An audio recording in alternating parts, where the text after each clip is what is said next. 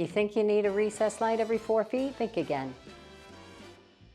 Today I'm going to go through the first of many, I hope, lighting questions from a subscriber. So if you've got questions of your own, put them in the comments, check the email in the description, and send them to me.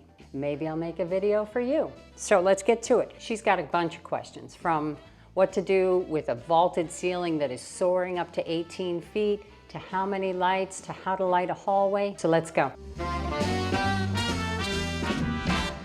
So we've got a front door. We walk in the hallway. We've got a string of recessed lights along here and down here, wrapping around what I assume is the laundry area. That's a big coat closet. That's awesome. It's got a window in it. That's not great. We're worried about lighting for now. Here we've got a little den area. I like that it's got a pocket door so you could leave it open as you walk through. All right, we've got a bedroom here with a closet. Don't know why there's recessed lights in the closet. Now in the living area, this is the big question, because we've got a sloped ceiling that slopes from 12 to almost 18 feet. It rises up. So we need to consider that when we're talking about the strength of these recessed lights.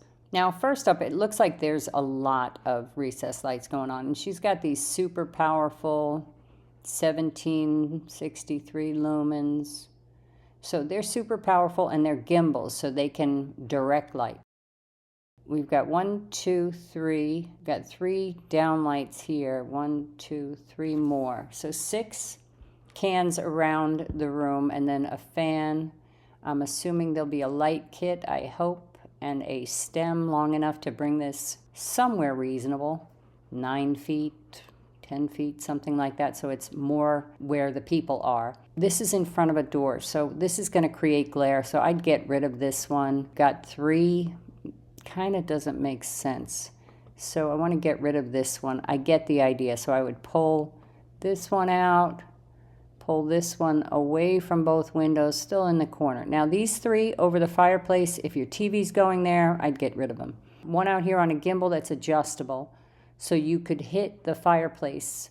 If you've got one there, and then you've got 2 here, you're gonna put them towards the edge. It's gonna cast light around here and around here. I might do a gimbal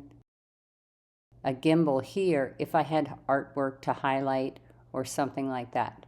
Get rid of all my marks here. What about doing some sconces? Because the ceiling is so high. These are super powerful. They're going to bring light down. I'd stick with a tighter beam spread than something that's going to wash out the room, but that's your preference. But I might want to do a sconce here and here to get some human level light. Is this can necessary over the sink? That was one of the questions you had. No, but if you choose 3 alabaster encased bulbs that are not going to cast more than 60 watts of light or create enough lumens for you to work there, then yeah, you might need it. You've got one here and one here. We're going to put them in. This is a gimbal. These 2 are too close together. Stick with this one to cast light around here. And then I would have my next hallway light start a little further down, you know, maybe here. Let's see if we can do less of them. If you're set on cans, there they are. There's 3. And this one can be sort of directional to hit the door. You could also add some sconces along, not along the pocket door, but not along the pocket door. You are limiting yourself where you can put a nail in the wall every time you do a pocket door. What's wrong with a door swing here? Plus the mechanisms break, and they're noisy, and they don't give you as much privacy in a bathroom. I would highly recommend a swinging door for a bathroom. Okay, back to the lighting. So again, I'd get rid of those 3, or I just have one that's hitting the fireplace, and I'd have that separate from these other ones in case you have the TV on and you want these corner lights on. We have some notes. This is something I want you to think about. Your switches are going to have to be over here again because you have pocket doors again. But when you come in the room and you turn on this switch and it turns on these 2 lights, that's lovely. Then you get into bed and you turn the knob on the lamp. and then tomorrow you leave. You come back that evening and you turn on the switch and the light doesn't go on. You have to walk to the lamp, turn it on. So it's something to consider when your lamps are hardwired, when your sconces are hardwired. Pantry and closets. You've got, I don't know what this is, a single light here, and you've got 4 cans in your closet. Do yourself a favor. Get a fixture that's got a bunch of heads that you can direct in different ways. Like track lighting is really beautiful these days, or multi-spot recessed cans where you don't have so many individual holes. But a fixture is going to be much less expensive and give you options to move it. And I want to hit the top shelves. I want another light to hit the bottom shelves. I want another light. So it gives you options, and there's lots of great ones out there. Okay, we have 2 sconces, great. Can over the shower, and then 2 either side of the tub, one here, and I don't understand that. This is enough to do your makeup and to wash your face, brush your teeth.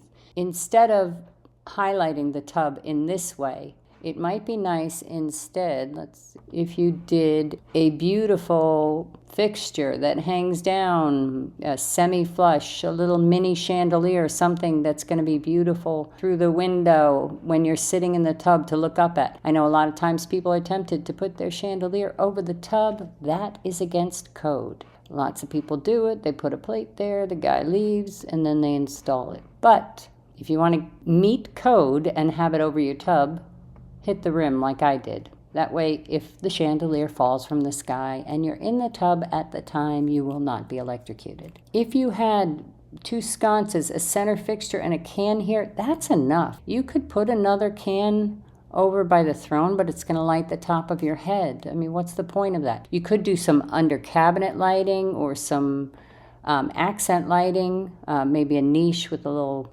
LED strip in the shower for looking cool and lighting it up at night. That might work. Yeah, along this long stretch here, something you might want to consider is doing the 2 cans and then maybe adding a little bit of interest with a semi-flush fixture. So it adds something that's going to cast light up as well as down and around to the side walls. These cans are going to hit the countertop, and that's nice. This is in front of a window, so it's going to create glare, so I don't like that.